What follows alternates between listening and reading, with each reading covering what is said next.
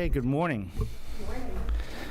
We don't usually get to say that. Normally it's good evening, but thank you for coming. Got a nice crowd, more so than when we have the evening meetings. But unfortunately, due to schedules, the morning meeting became necessary. As you'll see, we have a bunch of contracts and stuff we have to approve for the upcoming school year. So, so we had to do it this morning. So thank you all for coming.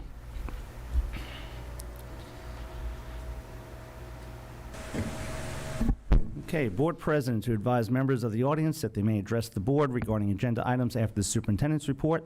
Only those members whose names and addresses are listed on the sign-in sheet available prior to the start of the meeting will be recognized during new business. The chairperson will limit discussions of any item by the public to 3 minutes in order for the board to expeditiously conduct its business. Mr. Dolan. Thank you, Mr. Zachary. Welcome, everybody. Good morning. We're going to get right to work. When we go to the consent agenda, I will be speaking a little bit about the construction and where we're at. At this point, what I'm going to say to you is we are ready to reopen school in as normal fashion as possible in September. Now, I know, the mask topic is a hot topic, and we're listening to everyone. All I can say to the community is, we will make a final decision sometime between now and the next meeting. It is an evolving and changing situation. And, and I stress, as an old social studies teacher, I'm very old, according to Mr. Zachary, this country was founded, and it was flawed, it was men. Probably should have had women in that room. We definitely should have. But it's based on listening and compromise. It's based on the sharing of ideas. It's based on debate. It's not one person telling another what to do. That's the beauty of democracy. This is a very sensitive and hot topic. And I promise you I will listen to every last one of you, whether it's here on at the podium, or if you want to call the office, if you want to come up and sit with me. But I can't help but believe that there is a way to settle this somewhere in the middle. Now, I'm not going to tell you that I have that idea yet. We also know that there's the changing nature of our state government. We could see decrees, or we could see directives, and I don't want to add to the confusion. You will get a statement. We're ready to open. We're running summer school now. We're running several summer programs here. We're running these programs, I'm very proud to say, around the construction that's being done in a safe manner. But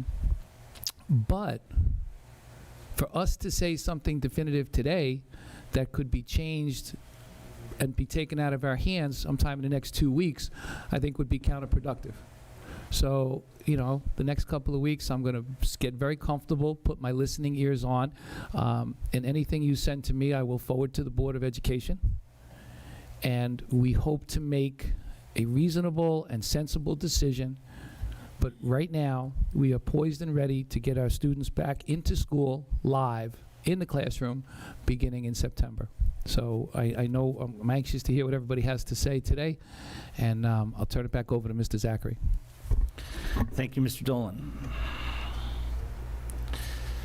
Okay, do we have any public comments on agenda items? Agenda items only. Okay. Be resolved that upon the recommendation of the Superintendent of Schools, the Board of Education approves the resignations, terminations, leaves of absence, position abolitions, employment appointments, tenure appointments, and salary changes in accordance with applicable provisions of education law and civil service law as cited in the non-certified personnel attachments. Can I get a motion? Motion. Second. Discussion? All in favor? Aye. Aye.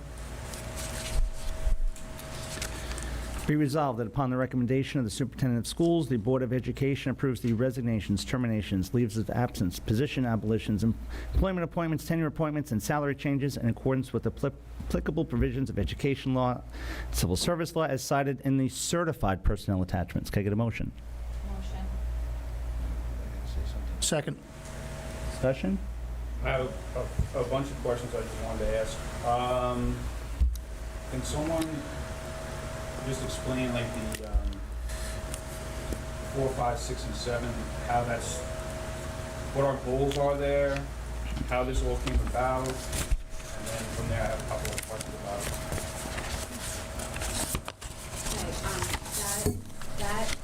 Those 4 positions came about through our need to increase our literacy instruction, and through one of the grants, Mr. Harrison's grant. That's this Arista grant?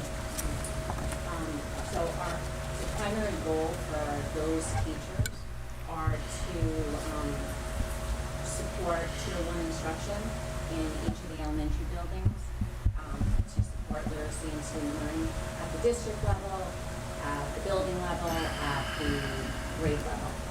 So, and our intent is to keep that program going for as long as possible. All right, so what's that grant, Mr. Harrison? Can you just explain what that's all about? It's the second phase of funding that came out through the COVID crisis. The district received approximately $3.3 million, some of which is allocated to staff. When those monies are no longer available, the district has to maintain that effort afterwards through the budget, general fund budget. So we don't have to do that. We don't have to sustain it, right? I believe we have So to. once we put these jobs in, down the road, those 4 jobs, to keep it, we have to put it through the general budget. Yes. So to not have it, we could still not have it then. You said we have to do it. Like if we got to the general budget and we said, hey, we can't afford this anymore, we can cut those positions. That's not my understanding. My understanding in discussions with Dr. Bells and Mr. Manzo was that these positions would be sustained past the funding from the federal government. Well, that's the goal. Yes. We'd like to, Correct. but down the road, I mean, there's no law that says we have to. I think I'll need to check further on that and report back.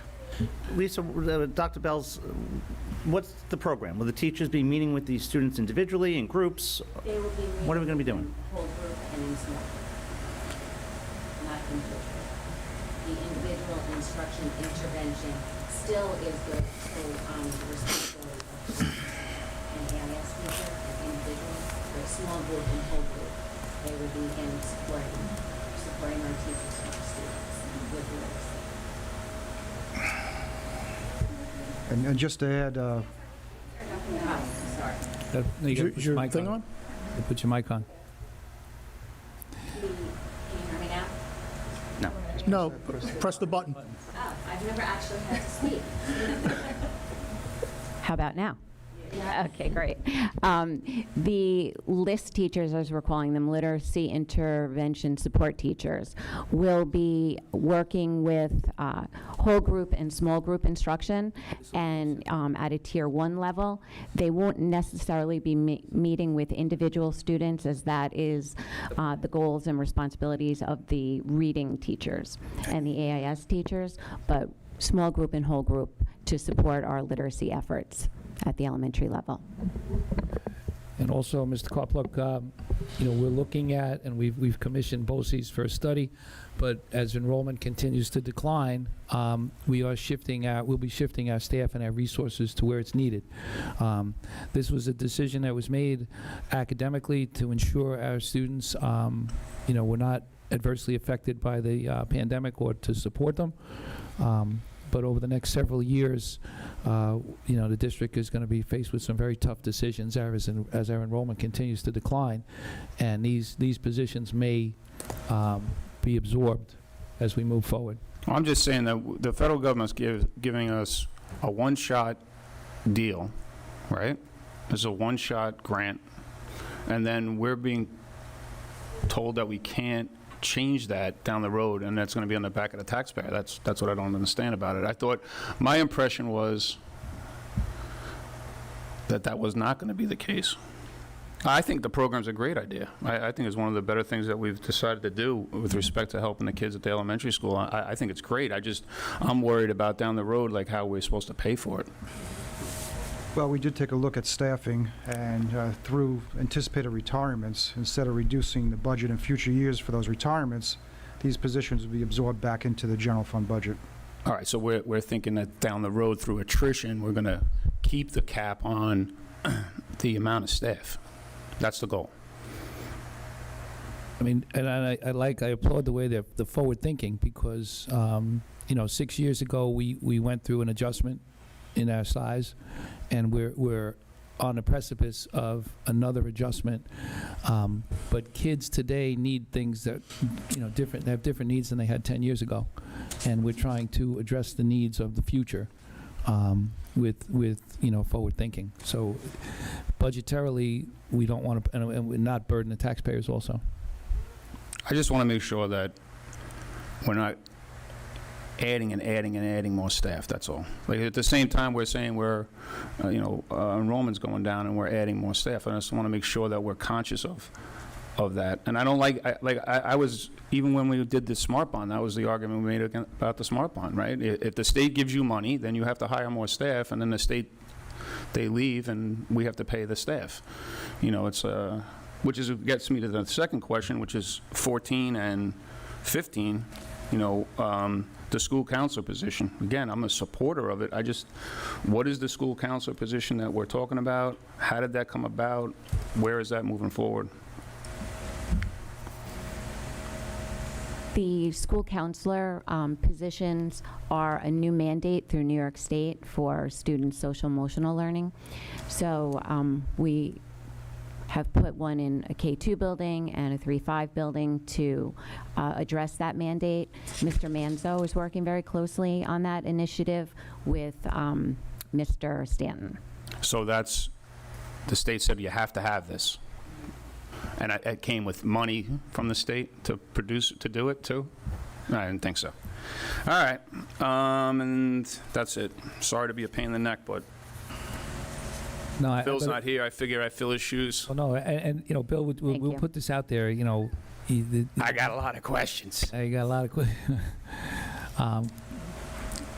We're proud of the fact that your school taxes, I'm not talking about your tax bill, but your school taxes today are essentially the same as they were in 2014. And I think we've made some progressive changes to meet the changing needs of the kids. So we're doing that balance where we don't want to overburden the taxpayers, but we want to make sure we invest in our future. And we're going to continue to be vigilant and maintain that.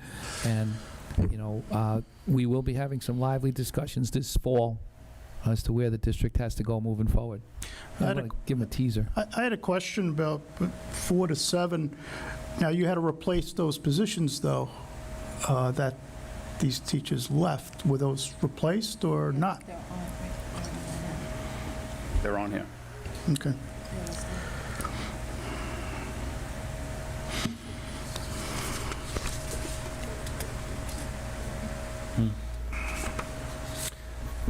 Any other discussion? All in favor? Aye. Aye.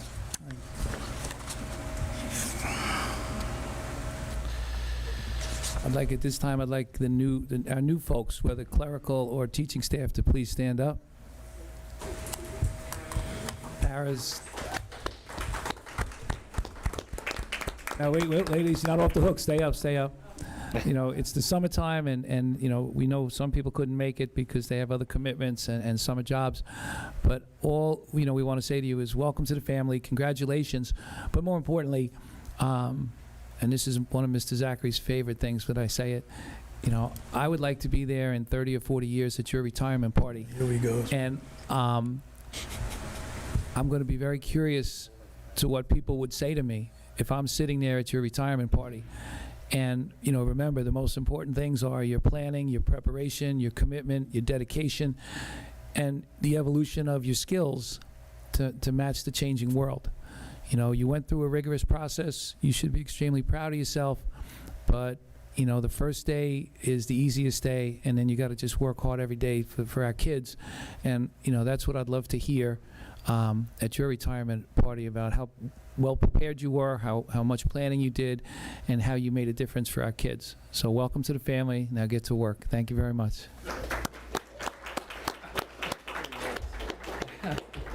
I'm sure you will be there, Mr. Dolan, even if it's in spirit only. Consent agenda items. Anybody want anything removed from the consent agenda? Go up to, it doesn't say. It does not say, because I believe it is everything.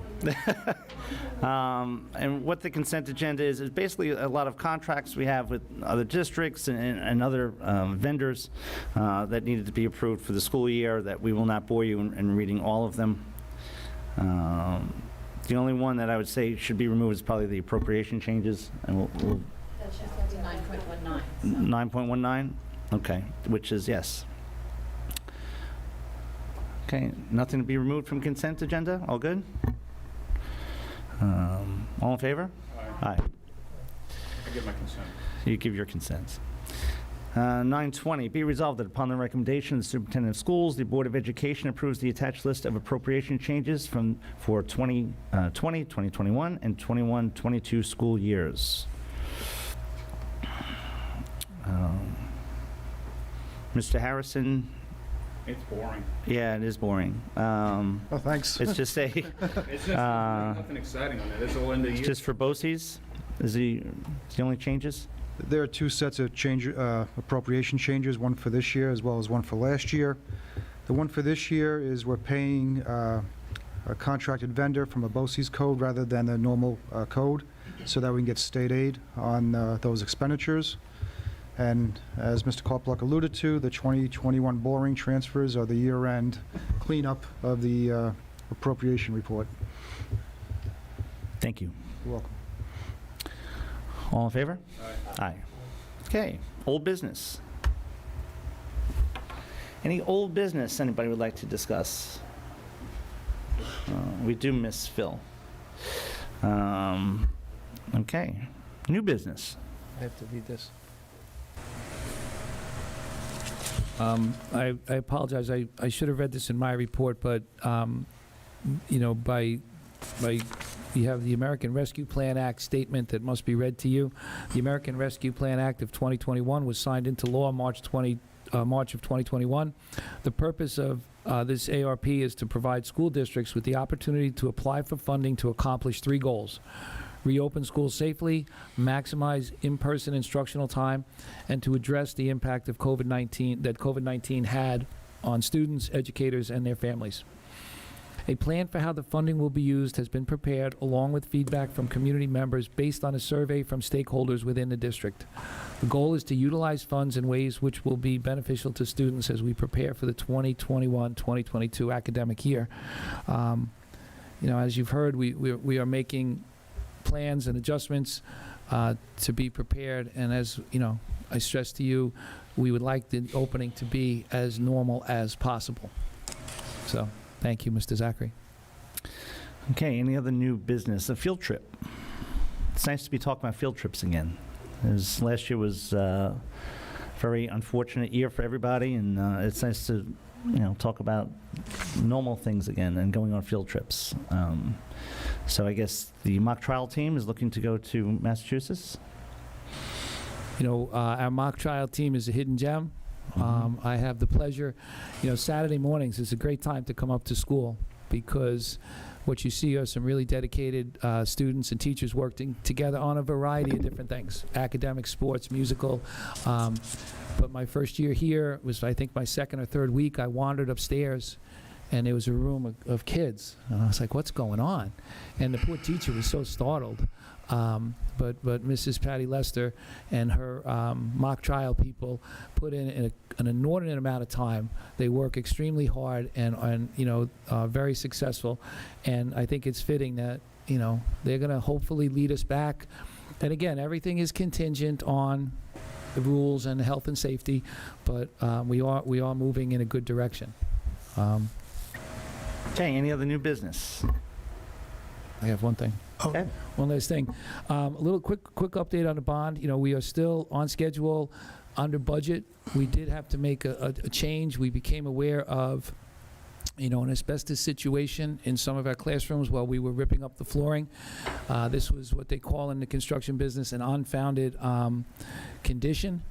You know, we worked with our construction team, our architects, our construction managers. You know, we take this very seriously.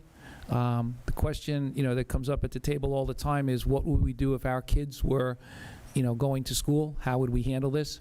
And I'm satisfied and I am confident we were able to manage and juggle summer school, 2 summer school programs, and a camp program for kids that truly need it, and work around the construction. Now, we will be doing a bond update in September.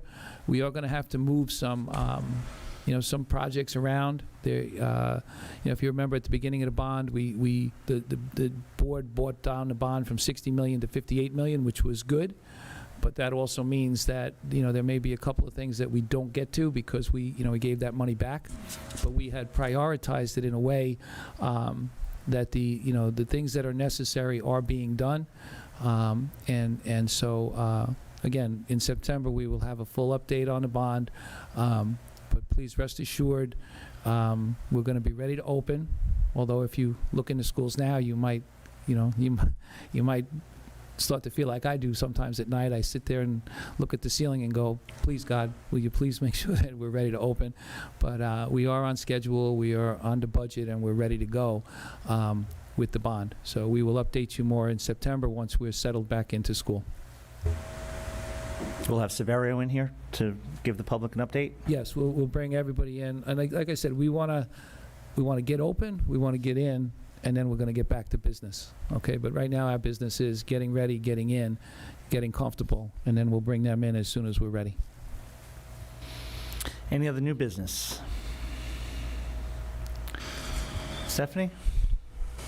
Thomas McNamara to speak. Okay.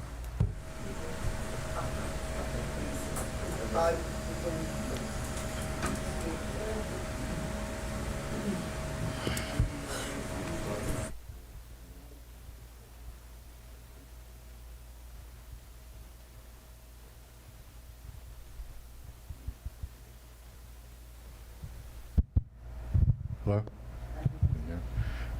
The reason why I'm here today is, and I know it was just brought up, is the asbestos that was going on with the school. And it was brought up because I think the anticipation of knowing that I'm here today, so it was brought up. I feel all the parents for the longest time have been kept in the dark about what's going on with this asbestos situation. There was no letters sent out or anything. What was done was this summer alone, there was 60 classrooms that asbestos was removed before, during, and after some of the classes were done. Our children were exposed to a possible asbestos exposure. From what people may or may not know, asbestos is one of the most dangerous materials known to mankind. One cloud of asbestos is 10 times more dangerous than a lifetime of cigarette smoke. And our children were in school with summer school after different programs this summer with possibly exposed to it one hallway away. When I spoke to people this summer, I was acknowledged with a lot of pleasantries and stuff.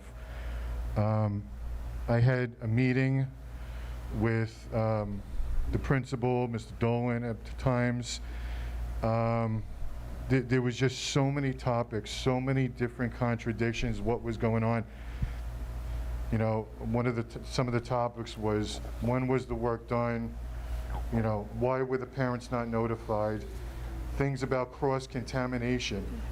Think about what I'm saying. Our kids are in summer school, and literally one hallway over, they're ripping up asbestos glue. And the answer to me was, oh, we have a company that comes in, they know what they're doing, they put up sheets. This one after it, this one's ordered, and the air quality test. What in the world were they thinking about this summer to have our children one hallway over with asbestos removal going on? It's insanity. It's insanity, the decision-making that was done with this asbestos. I was told I didn't want my daughter to go. I was told that if she didn't go, then she would fail, and she would have to take math again, and she was a senior, so she would have had to go all the way until January. There was a lot of contradictions too when I was speaking to them. I was told that the asbestos removal was done early on, and the kids that were possibly exposed more was the first round of summer school, but then I found out that there was the asbestos glue that was taken up. So, I mean, I could go on and on of the conversations that were transpired over the last 2.5 weeks. But to sum it up, that I know when I'm done talking, you're going to all get here, you know, pleasantries, how everything was okay. We did this, we got it on, we did everything possible to protect our children. But like I've said, can anybody in this board tell me 1,000% that it is an impossibility that over the summer, somehow a door was left open, a mop was grabbed, that was washed down with asbestos dust all the way, that was put to another classroom, that our kids weren't 100%. It makes no sense that we would take kids, put them in a high school, one hallway over from asbestos removal, when we have a whole school district. How many buildings do we have that aren't being used this summer? To me, like, the decision-making for this asbestos removal going on is borderline incompetent. Almost to me, it's like almost criminal that the decision making. And I don't know if everybody that had the decision making was just completely oblivious to this, but this is real. This is really going on. And our children, I don't know if anybody really knows it too, that the middle school is barely going to open on time because they're still doing construction from asbestos removal, that they're putting new floors in. I was told that they might not even get done until the night before. So our kids are going to go to school the next day with possible dust and stuff like this. There's just so much going on that the parents don't know right now, that they're in the dark, and it's just scary. Did you speak to Mr. Burke, who's in charge of the construction? Yes, he was quoted in a lie, many lies. Many lies he was quoted, Mr. Burke. We will follow up with them, and That's what I get, though. I'm going to follow up. Everything was done.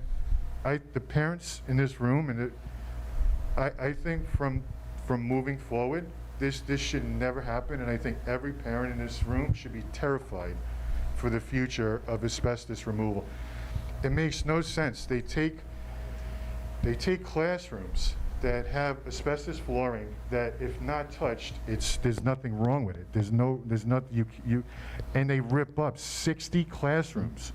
Why not do the high school 1 year and then put everybody in the middle school for summer school, and then vice versa? This stuff's been sitting here 40, 50 years untouched. Like, it makes no sense, the decision making. It's like, what were you guys thinking? Like, putting our kids exposed to asbestos. Even if there wasn't asbestos removal, why would you have kids going to school with major construction one hallway over? I don't know any parent in this room that feels comfortable knowing that their kid is going to summer school or any school one hallway over with the most dangerous, cancerous material known to mankind. I mean, what were you guys thinking? It's insanity. Okay. Thank you, Mr. McNamara. We will certainly, it is a very serious situation, and we'll make sure that they are following strictly the protocols that are in place to get this done safely, and of course, keep the kids safe, because that's number one. I know, that's what I thank get. you. That's what I keep getting.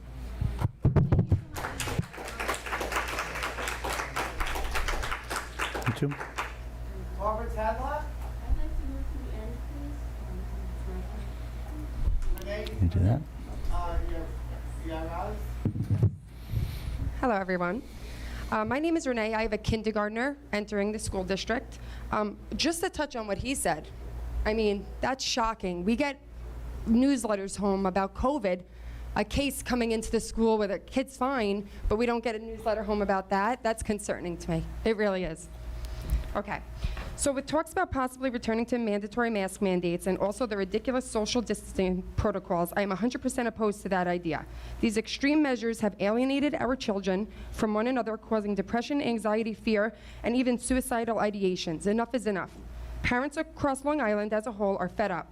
We are going to fight back against these mandates and form our own coalitions. That is why you see this board filled today with parents.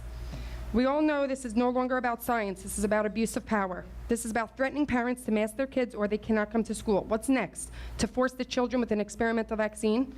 If this was about science and logic, why during the height of the pandemic were little children not forced to wear masks, but now they might be next year? There is no science, logic, or data to back this up, and if there is, please send it to us. It is your duty and responsibility as a school board to listen to the concerns of the parents. We pay the taxes. You have the power to make your own rules for your schools. You do not, however, have the power or the right to dictate the health care of our children, as is also protected by HIPAA. We demand transparency in schools, in our children's educational materials, and optional masks and optional vaccines, no implied consent. Mr. Dolan said no one should tell anyone what to do in the beginning of this meeting. So, if the state tells you what to do, and you're telling us what to do,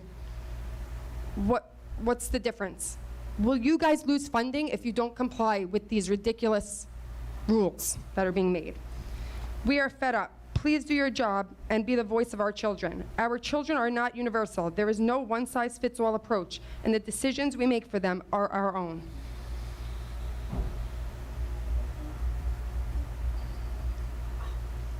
Is there anything else you want me to say, Matt? Okay. One more thing. It is just disheartening. My son's going into kindergarten. He has never worn a mask through this whole thing. This is my choice. My son is my son. It's my choice. He is so excited to come next year. And I know people might look at me and say, it's just a mask. It is not. I took him for the first time to the orientation that was here, and I have a witness right here, Amanda. It was the first time putting a mask on my child. You had to see him. His whole demeanor changed. He went from being excited to his face dropped, and he went like a timid little boy, and he's not. He comes out of the orientation, his cheeks red, saying, "Mommy, I couldn't concentrate. I can't breathe."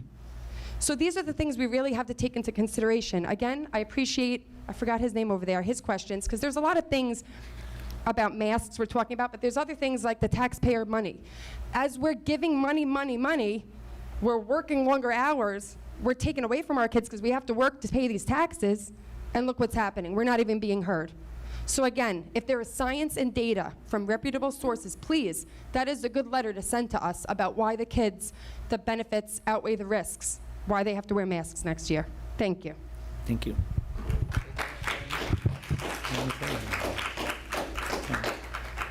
Nicole Scully?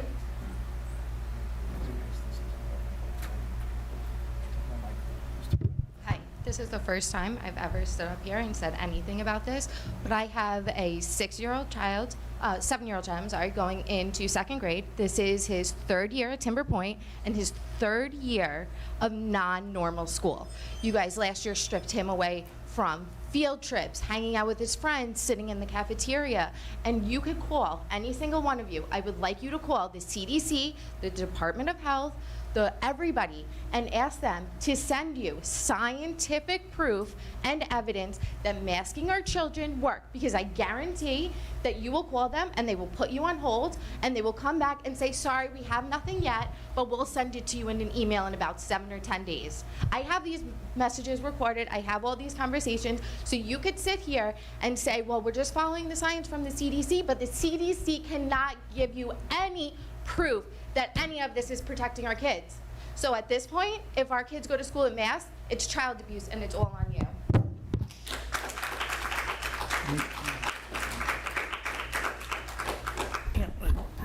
Just so we are clear, we sent a letter to the governor asking that masks be optional.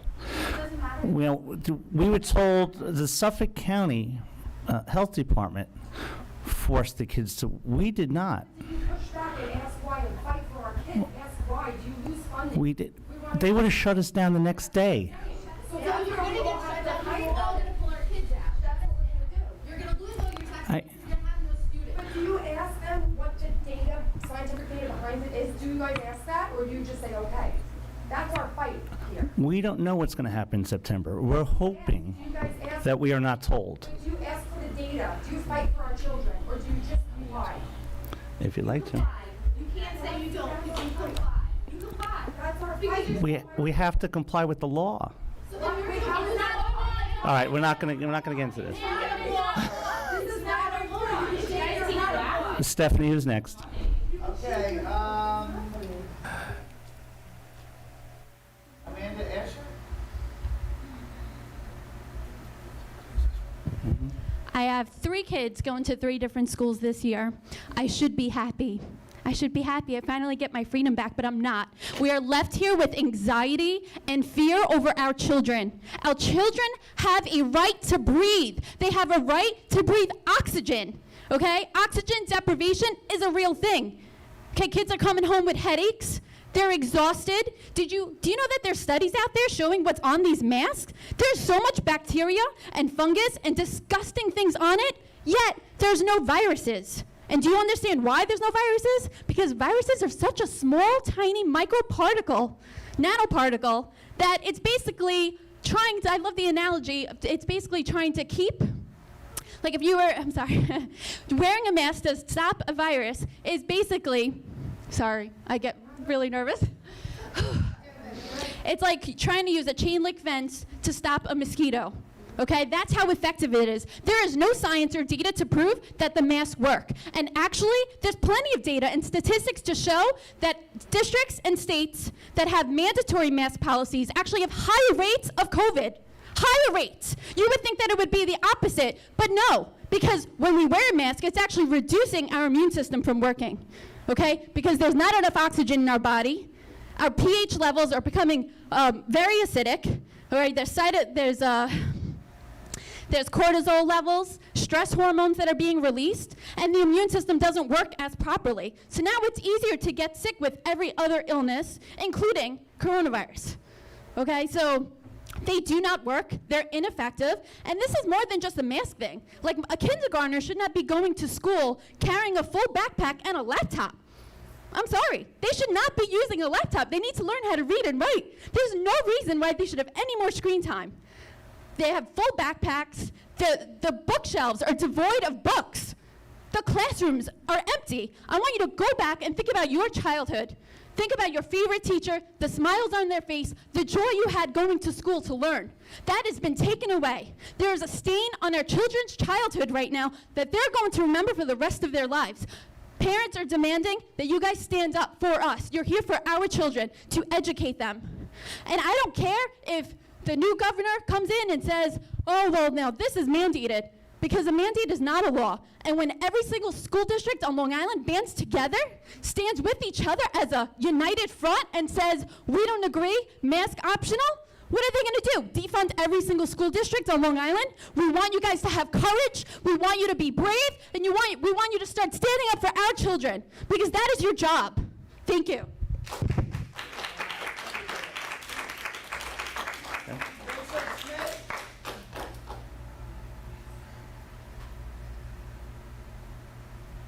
Hi, everyone. I'm not going to yell because I'm very angry, like everybody else. No. I have 3 kids. I'm going to take this from a different approach, okay? Do any of you really want our kids going to school with masks? Any of you? Can anyone answer me? Do you want our kids coming to school with masks? Do you? No. No. Thank you. Do you think it should be up to us? Yes or no? If it was my choice, yes, it would be up to you. Okay, I'm asking as a personal, do you think it should be up to us? As parents, as community members? Absolutely. Yes. Yes. So, here's our option. We are relying on you to fight for us, and we don't think you're doing it. We don't think you're doing a good job. And you can see, obviously, I'm very upset. My 3 kids will be home with me in the fall if you don't fight for us. And I'm very sad to say that, because I love this school, and I think you guys are trying to do a good job, but you're not doing a good enough job. You're not. Seth?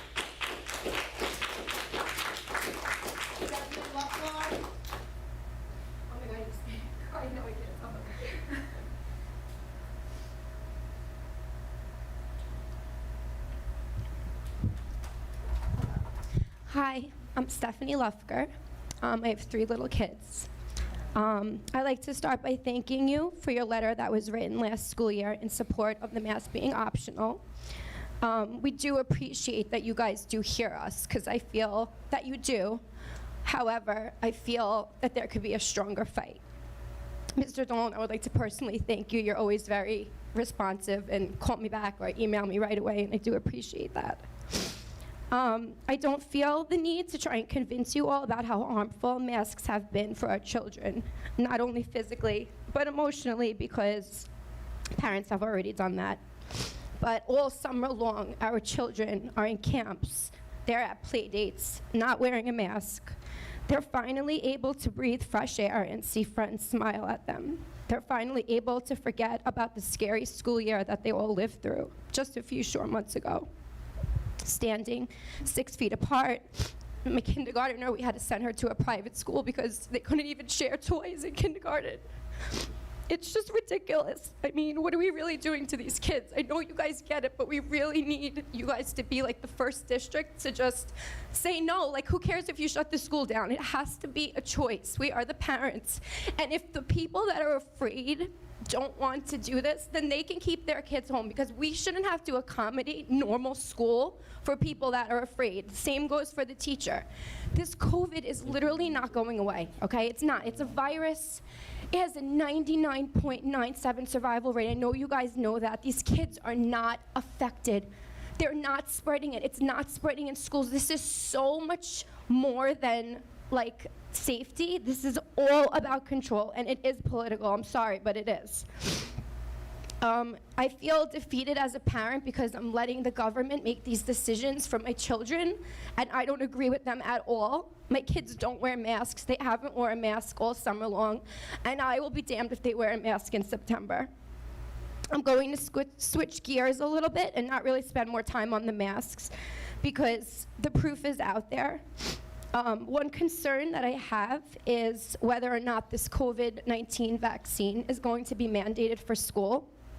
Right now, that's not really being discussed. I know it's not available for all age children. However, it doesn't seem very far-fetched, being what happened with the religious exemption a few years ago, and also what's happening in our city. This should concern everybody, whether you're for this vaccine or not. Our rights are literally being taken away from us right in front of our eyes, and it's literally disgusting. This is not even a vaccine, and I'm sorry if anyone in here got it. I know it's personal, but this is about my kid. This is an experiment on humanity, and there are so many doctors out there talking about this, and the second they share their truth that doesn't fit the narrative, they're literally deleted off the internet. We'll be sharing videos, and then it's not available. It's censored. We can't, you can't hear anyone's opinion if it doesn't fit what people are trying to spread, the false information on the news. Now, this vaccine, we're needing a 3rd booster. People who got it are getting the Delta variant. If you actually look into the Delta variant and look into this vaccine, it sheds. Vaccines shed. So this Delta variant could very well be the people who are vaccinated shedding the virus. This is true facts, okay? I'm not trying to be mean, but it is true. And it's like when people bring up vaccine, it's like there's an elephant in the room, like, because it's not what we're taught, it's not normal, we're supposed to trust the doctors, this and that, but like, that is so not true anymore. My kids need 72 vaccines to go to school. I needed 30. Just think about that. 72, a chickenpox vaccine. I had the chickenpox. Why does my kid need a chickenpox vaccine? Why can't their bodies do what they're designed to do? It's frustrating because that right was taken away also. If the vaccines are working, then why does anyone care if my kid has all of them that are required? It doesn't make any sense. In order to have a better understanding from where I'm coming from, there's something called VAERS. I'm not sure if you guys all know what that is. It is the Vaccine Adverse Event Reporting System. It is used by medical professionals nationwide in order to report any vaccine reaction. So if you get a vaccine and you get a reaction, your doctor is supposed to report that. Any vaccine, not just the COVID. Now, keep in mind that experts have stated, even experts from Harvard, that only 1% of any reaction is ever reported. 1%, okay? Now, This is a little lengthy, and I'm going to go as fast as I can, but just so you know, this vaccine right now, and I'm bringing this up because I know that this is coming for our kids. I just know it. Of the vaccine reports that have been reported, there have already been 12,366 deaths. Steph, don't rush. We're not going to cut you Okay, off. Okay, thank so you. just take a Okay, deep, thank you. I got I'm the like sense not you even talking on my notes. I'm just No, you were like running downhill. I didn't want you to Okay, trip. So okay, just, okay. We're here to listen. We're here Okay. to listen. So of the actually reported vaccines, there have already been 12,366 deaths, okay? That's, remember, 1% reported. That amount doubled from June. This is as of July 30th, 2021. There have also been 4,759 cases of anaphylaxis. There have also been 68,000 trips to urgent care, 92,527 office visits, 4,044 cases of Bell's palsy, 5,236 heart attacks, 23,354 severe allergic reactions, and 14,000 cases that left people permanently disabled. My Nana being one who is actually only has a couple days to live because since she got her second one, she now is like losing, she has all these infections, and I know in my heart that it's related. So I'm not trying to say that you guys shouldn't get it. Like, again, it's personal, but I know that this is coming for our kids. It's only a matter of time, especially in New York. These reactions are all reported within the short term, but what about the outcomes within the long term? Will these vaccinated have higher risk of cancer, heart disease, infertility? The truth is we have no idea of knowing this because the vaccine is too new. We are the experiment. Now, a doctor came out recently on Facebook and said this, and it kind of just made me sick to my stomach, but in 6 months, more people have died from the COVID vaccine than in 20 years of every single vaccine in America. In 1986, Congress removed my right as a parent to sue vaccine makers if my child is injured or dies. There is zero liability. There's so much that I have here, but I feel like I'm running out of time. The PCR test that we've all been using this whole pandemic, now we're finding out isn't able to detect the difference between the flu and COVID, so they're not using that anymore. So how many people had the flu and they were saying they have COVID? And also, if you are vaccinated and you go to the hospital, you don't count as a COVID case. Hence the reason the hospitals are filling up with the unvaccinated. That's a new thing that the CDC changed. So what they're all saying, oh, the hospital, the unvaccinated, this and that. If you have the vaccine and you're dying of COVID, you're not listed as a COVID case. Did anyone even know that? Like, this is what we're living with. Human connection is essential. It is essential for our children to see their teacher and their friends smile at them. It's just ridiculous that no one's telling people to be healthy. The gyms are closed, the churches were closed, but McDonald's is open. Free cheeseburgers for the vaccine, free tickets to the Mets game. How about we give people vitamin C and vitamin D? It's just ridiculous. I just wanted to say one more thing about this because I know it's not coming up yet, but like I said, I believe that it's going to. The CDC and Department of Health have offered guidance, but they have not outlined mandates or regulations. Therefore, if a child is forced to wear a mask and there are negative outcomes, it is the district who is going to be held liable, not the CDC or the Suffolk County Department of Health. Requiring masks on all students all day is a big task, and it comes with serious liability. At the end of the day, we appreciate you guys, but you are a board of ed, not a board of health, and we know what's best for our children. So please stand up and do what is right, okay? We are literally begging you, or we're gonna be homeschooling, or our kids are gonna be out, because we're fed up.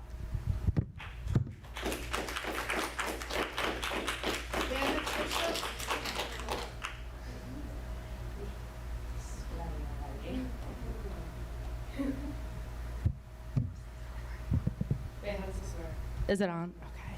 My name is Candace Bishop. I have 2 daughters that go to Timber Point, and now one has moved on to the 3rd grade. I also have a 20-year-old graduate.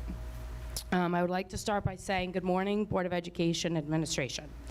I stand before you today to request that you make masks optional, that you make masks a parent's choice, that you support vaccinations being a parent choice, that you support parent choices, rights, and freedoms.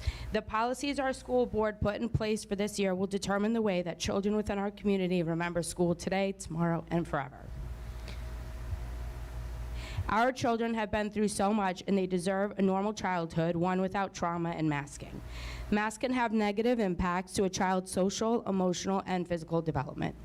We also ask that you permanently remove desk shields this school year, seeing how one fell on my child, along with others. Desk shields can negatively impact children's social and emotional health and limit their connections to their friends and teachers. We don't want our children to feel that they are being muzzled within cages at their own seats within their own classroom. We ask that you remove daily COVID updates, as many parents are not interested and not affected by these new cases. Perhaps instead you can offer the parents that if they check the school website for the latest information, if needed and interested. Our lives and our children's lives are inundated with COVID, and they need not be. What they need to be is inundated with love, happiness, and peaceful childhood memories. We also don't want daily screenings. Perhaps instead you can return a policy that if a child is sick, they stay home. We are responsible adults, and these are healthy children. How long do we let this nonsense go on in our community? We need to move away from worrying about health and get back to worrying about academics and our children's overall development. That is a responsibility of our Board of Education.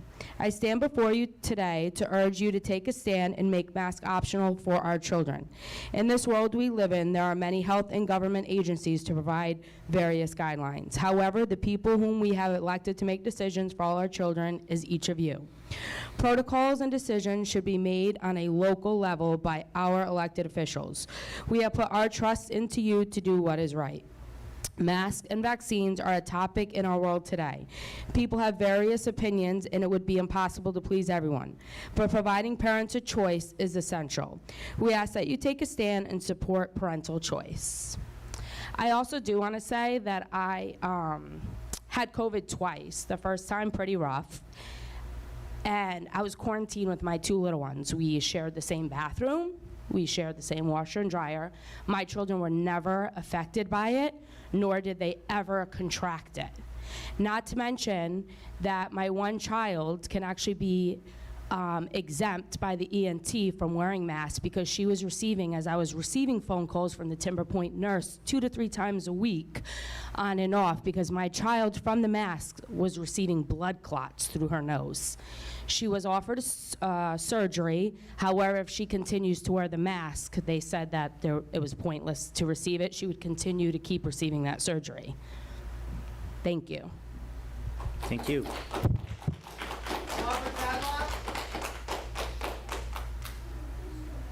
Okay. She left? If you'd like to, it's your call. Just a couple of real quick things. They probably won't be, making the videotape, but as far as the health and safety of the schools, it stops at my desk. And as a principal now and superintendent for the past 23 years, every single summer we do work, and we come down to the wire, and we have I feel a good team that has followed all the rules, regulations, and laws. And I stress at the beginning of this year, at the beginning of this meeting, that we want to open in as normal a normal way as possible. I did hear one comment. I guess I shook my head. What I shook my head at was, you have 5 board members who are unified, and they have said we would like it to be mask optional. We are working, I believe, tirelessly. I've spoken to most of you. I've enjoyed the conversations multiple times. People have sent me stuff. We have to understand that there's another side to this, and they send me the same things, and I listen to them also. I'm not, we're not running for public office. I'm not running for anything else. And as a school board, we're here to regulate the schools. And never before, I think, has a school board been asked to weigh in on public policy in the healthcare area. And I give these 5 and the previous 2 members, Mr. Montori made a guest appearance and he ran out on us. We were going to acknowledge him, but he ran out. And Mrs. Carney, all 7 board members have said they want normalcy for the kids. Now, what I tried to say at the beginning of the meeting, and I will continue to push for, is I think there's a way we can do this that it's not going to make everybody 100% happy, but we saw a lot of normalcy return last spring. And if we continue to work together, And I guess what I shook my head at was, if you're mad, call me. If you're mad, point it at me. Okay, that's my job, honestly, and I actually love it.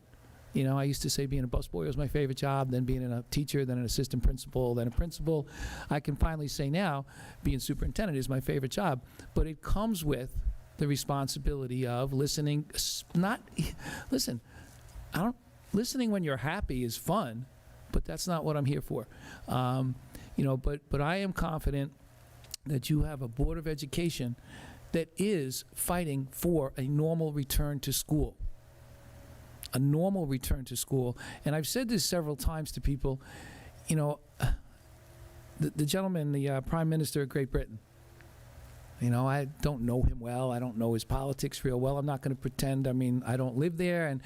But I heard him say something, that really struck me one night on the news. This is something that we are going to have to learn to live with, just like everything else. And I say that to the kids, whether I'm talking to the kids over at school, at the summer school, or the football team, whoever's here in the summer. I get out of my office. I like to go and it's amazing how adjustable and adaptable they are when we're positive. And they're going to be faced with challenges throughout their lives. And we need to learn to work through these things together. And remember, the kids are doing it for the first time. We've been through adversity in our life. And again, I apologize if I shook my head. It was simply that you have not just 5, but the alumni. You have 7 board members who desperately want to be back in school so they can be talking about school stuff, not public health stuff. And we are going to find a way. And I'm not going to jump into the political fray. Look, I don't need to see my picture, for God's sakes, in the paper. In school districts, listen, you do what you want to do, but we're going to make the best decision for East Islip within the parameters that we're given. But it's so important on a day like today that you come up and be heard. That's why, Steph, I didn't want to end with this. I did not, you've been great. You have called, we've talked, we've been back and forth. You've put up with me when I called you one morning when I forgot that you don't get up to go to work necessarily at 6 o'clock in the morning, and I didn't realize what time it was. But we're not going to rush you through it.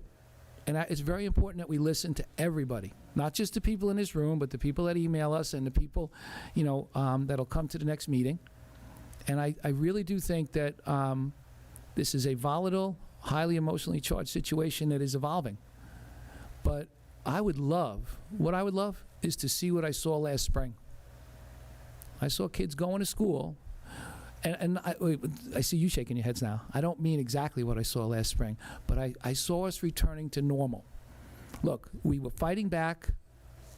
Whatever's going on now, we'll deal with it. But we would like to see the children in school and see their smiling faces. That's the goal. And please, again, I don't take it personally. I really don't. I actually am kind of proud when you care enough to call me up and yell at me because you're upset. I kind of like that because there's a raw honesty to it. On both sides, I get it from both sides. But please, don't come here. These are 5 volunteers. And, again, I wish Mr. Montori was here, but Mr. Montori and Ms. Carney have been adamant since the beginning of this. They want a return to normalcy. That's what we really want. Yes? Can I ask you a quick question? If a child is if we withdraw a child from East Islip and put him in a private school, do you still get funding for that? I know our taxpayer money still goes to you, but do you get any decrease in funding with how many kids are pulled out of public school? That's kind of you want to answer that, Ms. Harrison? I mean, it's a little bit complicated. Why?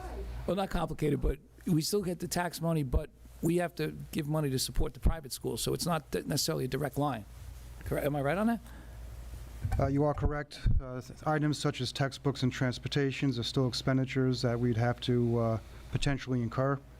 So the funding for those would still flow through if they're going to the parochial schools. Certain formulas are based upon attendance, however, and those are very complicated formulas. I'm not sure if one here or one there would have much of an impact, but it's something that if Do you have statistics on any kids being pulled out so far? No? I wouldn't have those statistics. We don't have final statistics, but we have a normal number of kids going to private and parochial schools. It hasn't, we've asked BOCES to do a whole survey of enrollments and things like that. Again, you do that every several years. I would say this. I mean, take out your tax bill from 2014 and just look at the line for school taxes, just the school taxes. I can't speak for anybody else. And look at your line for school taxes. It's the top line this year. That's a fact. That's fact. You know, when you talk about taxes, it gets very emotional. I've never had somebody come to the podium and say my neighbor's overtaxed, but I've certainly, you know, had them tell me that they are. But when it comes to the school tax, this Board of Education and the previous Board of Education, their record speaks for itself. And you know, and you know, the folks to my left, you're right, have done a good job of being sensitive to the needs of the kids and the needs of the taxpayers. Having said that, this is not going to be a dollars and cents decision. Okay, you know, we're not going to. We want the kids here. We talk about EI Pride all the time, and EI Pride is not about winning games, winning championships, you know, winning competitions. EI Pride is about get up in the morning, go to work hard, do the best you can, be better at sunset than you were at sunrise, and then get back up again tomorrow and go to work. A good, hard-working town, polite, respectful. I say to the kids all the time, be the hardest working person with the biggest smile in the room every day, and you'll have a successful life. You know, and we want the East Islip kids going to school here. We feel we have made some improvements internally, both academically and structurally, that will benefit these kids for years to come. We will get through this. We will get through this, and we're going to get through it together. And what I don't want to see is residual. You know, there are very passionate feelings on both sides of this. And again, we're not jumping in. We still, it's going to sound funny coming from me, for those of you who know me, 2 weeks is a long time. And this board has charged me with getting the kids back in as normal a fashion as possible. We lobby our public officials. We talk to, you know, all the time. You know, there are people that we're paying to make health decisions for us. You know, and right now it's interesting that it's being punted back to the individual districts. You know, That's what I'm trying to say. You say it's not about dollars and cents, which I respect.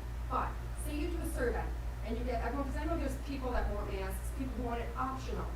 Optional. So now say you do a survey with the parents and they say a majority want it optional.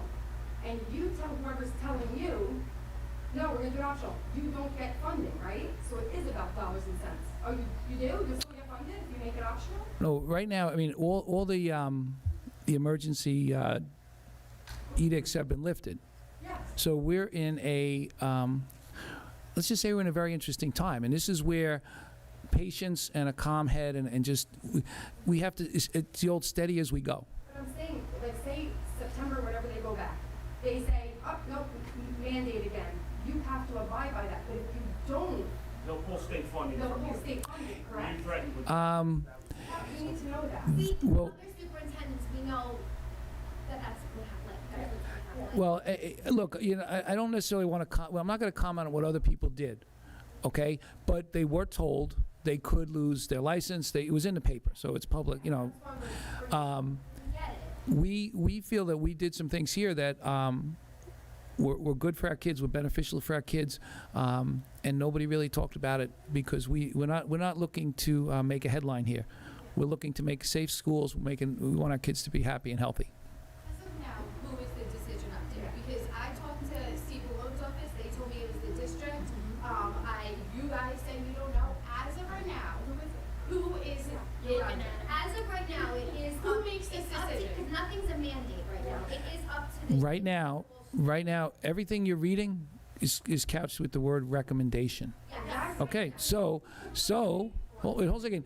You know, we are really what's riding here right now is really it's all focusing on the masks. All the other stuff seems to have fallen into place. You know, The frustrating part is that they literally don't work and our kids are unaffected. Yes, So there's it's no not even like we can scientific like understand a little bit where people are coming from. Because the people that want them for their kids, I feel like they are so, I don't mean to be rude, but they're so like closed-minded. They're not willing to even hear us. There's literally data and facts of all the harm they are causing. Like, we're being told that our kids have to cover their nose and mouth to go to school. Like, how insane does that really sound when you say it out loud?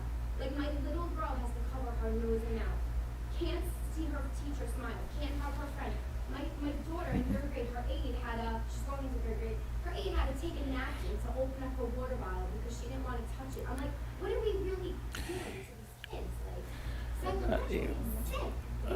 One second, we need to wrap it up. We want to keep talking to them, we can talk to them, but we need to wrap it up. All right, folks, here's what we got to do, because we do have to wrap it up. What I'm asking for, simply asking for is, Answer the question. Who is in charge right now? You can't answer the question. Who is in charge as of right now? All right. Guys, we're gonna finish the meeting. We can keep talking to you after the meeting's over, but we're gonna. Who is in charge as of right now? On record, who is in charge? The state or the district? As of now. It is the district. Everyone knows. They can't even answer. Yeah. When everybody else knows. Who's it up to today? Does not matter. It's really who's it going to be up to on September 2nd. As far as I know, it is district control. Yeah, but it's not a secret, it's okay. Yes. There's other districts that are like you Yes, guys, and- board members that want them, we know. Yes. Now, Okay. now, I know you guys wrote a letter last year. All right. The next Board of Education regular business meeting will be held on Thursday, August 26, 2021 at 7 p.m. Oh, you can stay. You can stay. We're going to stay and talk to you. just gotta close But we got to close the meeting because people at home can't hear you. You don't have the mic. You know, there has to be, everybody spoke. So motion to adjourn.